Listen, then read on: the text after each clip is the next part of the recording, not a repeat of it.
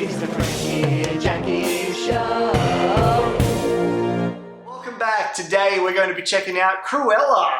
Yeah, on Disney Plus they finally released it from paying for it, so we had to watch it. This is a reimagining of the 101 Dalmatians world, so it's a new take on the Cruella character. This film shows the life of Cruella, how she started from when she was a kid, how she ends up in London. And ends up Cruella.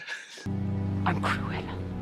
This shows her becoming a fashion designer. It shows when she has that entry-level job that we all just love, and then getting her dream job working with her dream mentor. But as Disney would have it and Cruella's story would have it, something goes awry. And it's at this point in time of the movie where I start to draw some parallels to other movies I've seen. Oh, are you getting some Devil Wears Prada vibes? Depends on what you're... No. That wasn't a question. So the antagonist of this film is the Baroness, and she is played by... Meryl Streep? Emma Thompson. So she's actually worse than Meryl Streep, I would say. This Baroness is just cutthroat. She shows no kind of emotion, will sick the dogs on you, and that's that. She has no shame at all. Yeah, Cruella goes up against her, and it's basically like her nemesis. And it was really cool to see. You saw Cruella trying to one-up this posh, famous fashion designer and really start to make a name for herself.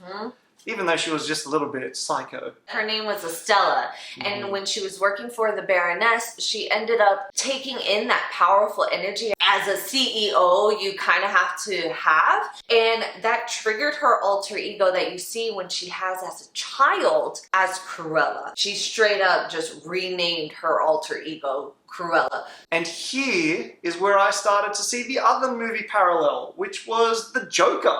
There comes a point in the movie where she just kind of clicks it and she snaps pretty much permanently into her alter ego character, which is Cruella. We see the change of how she treats her family that has helped her out and really took her off of the street, to just how she treats her boss. She's ruthless. There was a lot to this movie. This would have made a better TV show than a movie, because you just see all these mischievous events that lead to her living in this loft and making these costumes for these heists that she would have, and that could have been just an episode, and then voila, I am now Cruella. That is probably my biggest criticism of this movie, is that there were too many story elements, too many story beats, and it probably could have been alleviated by just putting it into just 45-minute episodes. It was a 2-hour and 14-minute long movie that was just repeat after repeat, that they could have had the magical 3 and then been done. I didn't need to see how mischievous they get and how fun it is in a movie. It was about 40 minutes longer than it needed to be. They are having a sequel to this. I don't know. I'm not the writer of Cruella 2, so I don't know what they're gonna do. But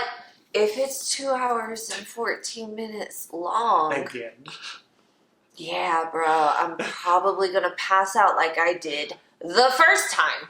Because it did. It took me twice to watch this movie. For me, growing up with the original 101 Dalmatians, it was hard for me to kind of get that version of Cruella out of my head, because Glenn Close played it epically, but she was more villain-ish than Emma Stone plays it. They showed her more human side, I would say, and it was more relatable, and so you really were cheering for her, or at least I was. Maybe because I'm a little villain inside, but who isn't?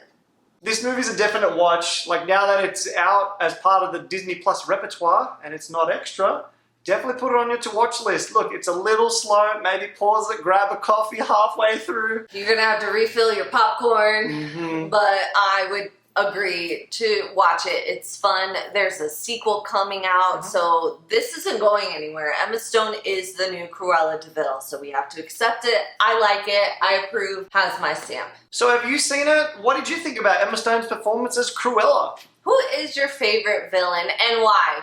Let us know. And like always, like, subscribe, tell your friends. Until next time. I'm Cruella.